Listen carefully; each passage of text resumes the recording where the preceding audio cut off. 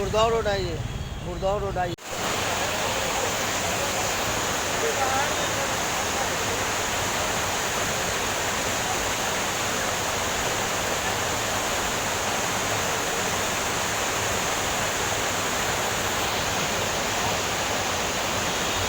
आज माननीय सांसद रामकृपाल सर और हमारी माननीय अध्यक्षा डॉक्टर अरुण कुमारी हम लोग सब मिलकर मानसून पर पूरी तैयारी कर रहे हैं। जितने छोटे बड़े नाले हैं और जितने स्लूइस गेट हैं और जितने पंपिंग स्टेशन है सबको हम युद्ध स्तर पर रिपेयरिंग करा रहे हैं ताकि जल जमाव की समस्या नहीं हो।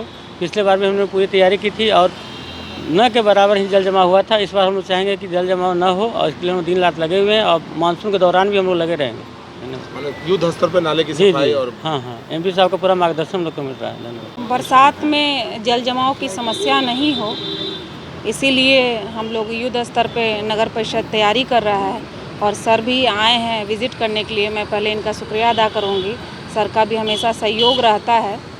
तो हमारा लक्ष्य है, नगर परिषद दानापुर का लक्ष्य है, एज ए चेयरमैन दानापुर मेरा लक्ष्य है कि हमारे लोगों का पैर बारिश में भीगने नहीं पाए।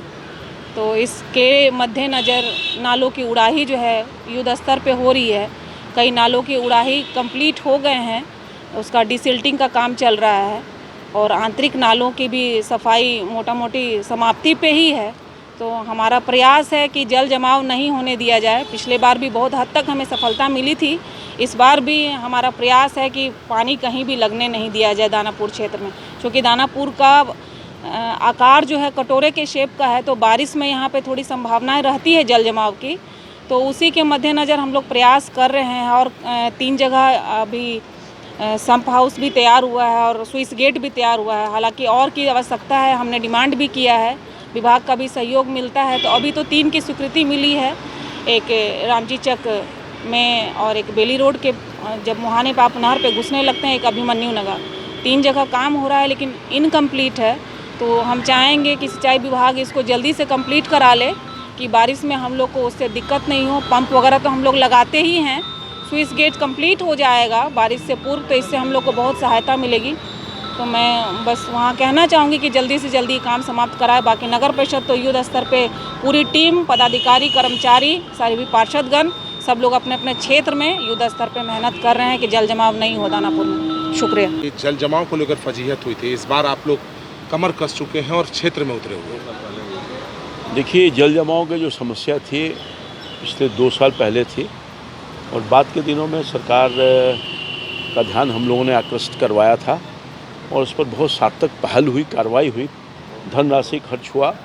और मैं समझता हूँ कि पिछले बार आपने देखा होगा कि पानी आने के बावजूद भी, यानी बरसात पानी आने के बावजूद भी दानापुर के विभिन्न इलाकों में जहाँ जल जमाव से लोगों का जीवन परेशान होता था, उससे निजात मिला है।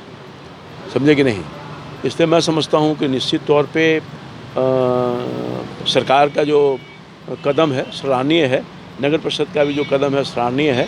और मैं समझता हूँ कि इस बार, पिछली बार तो बहुत जगह पर अस्थायी तौर पर सम्प हाउस लगाए गए थे, इस बार स्लूइस गेट का निर्माण, 5 स्लूइस गेट का निर्माण की स्वीकृति मिल गई है सरकार के माध्यम से।